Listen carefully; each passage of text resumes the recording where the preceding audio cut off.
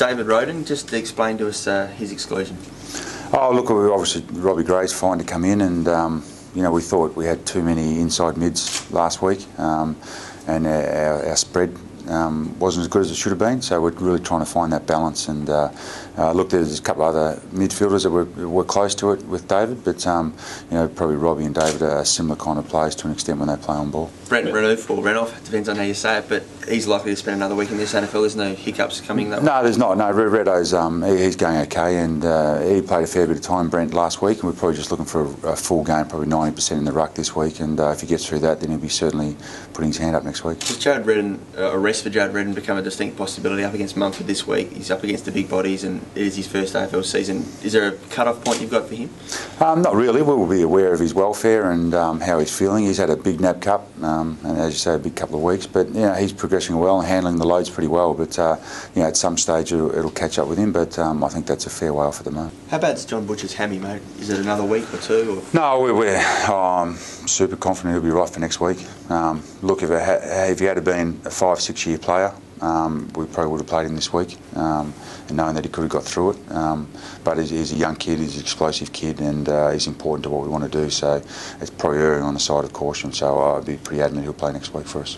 John Longmire paid you a pretty big compliment yesterday, said you're one of the league's biggest improvers for contested ball and also stoppages. That's been a conscious thing that you've worked on over the summer, and you are a much better team this year than last year, obviously, according to him. Well, by the end of the year we'll find that out, but I think the contested stuff and stoppage stuff, which everyone talks about, in the end that's where you start all your possessions from.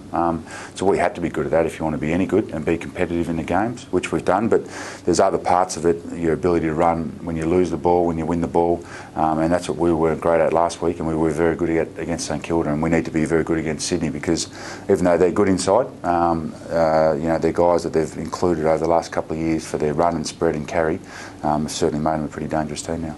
Matthew, the constant observation about the skill errors, what are the players saying about how they want to handle that? Well, we looked at it Monday, and most of them were the decision we chose with the ball. We had a lot easier decisions, which would have taken a lot of angst off the skill making. So it was just going back to that, because once again, NAB Cup, and I know it's not a reflection on the season, but we were doing things that we needed to do and making the right decisions, and it takes a lot of the pressure off you turning the ball over. So we had to look at that, and we think we're going to be better prepared to handle those decisions next time. You're pretty emotional in the coach's box. What brought all of that sort of thing on the weekend? I thought we just made a lot of silly decisions that put us under a lot of pressure that we didn't need. You know, the game's hard enough, even if you're playing it at the best you can, and I thought we just made some decisions that just gave Essendon the ball back and just put our back line under immense pressure, and while they held up, it was a game that we thought we could have won, and from some decisions we made, and our work off the ball wasn't good enough, and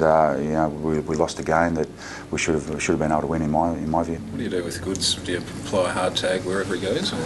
Well, he's playing a lot more forward now, so no, we won't apply a hard tag unless he's right out of the loop and causing us a lot of damage. So you know, teams put a lot of work into him, but I think they do it as a whole team. They put a lot of work into him. He gets buffered around a bit, so you know, we'll have some plans for him in place, but we won't start out doing a hard tag. And the other key, I guess, around the packs for them is Kennedy. Do you tag him, or how do you Kennedy? We'll play him close attention to stoppages. We don't want him getting all the first possessions and surging the ball forward for them. So we're certainly paying some close attention to him. He's been in terrific form, and you know, along with Goodsy, he's nearly as important as anyone in their team.